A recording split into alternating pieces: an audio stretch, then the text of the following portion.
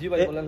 এই প্রথম স্পেনের মাটিতে আমাদের দেশের মেগাস্টার শাকিব খানের ছবি দেখে আপনার কেমন লেগেছে একটু যদি প্রকাশ করতেন আমাদেরকে।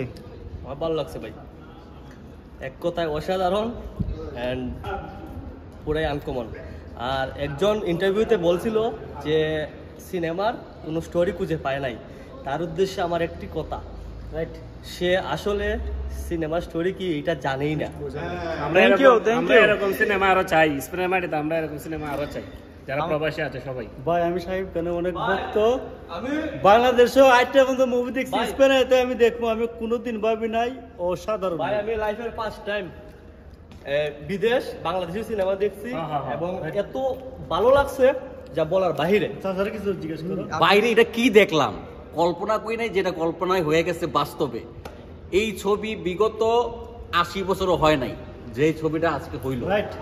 এই আমরা সেকেন্ড পার্টের জন্য সবাই ওয়েট করতেছি, কি আছে না সবাই, আমরা শাকিব খানের ভক্ত, শাকিব খানকে নিয়ে আসছি, থাকবো, টাকলা ইকবাল দেখার টাইম নাই। আমরা মুভি আরো চাই শাকিব খানের, বারবার টুইস্ট, মানে বারবার টুইস্ট চেঞ্জ হইছে।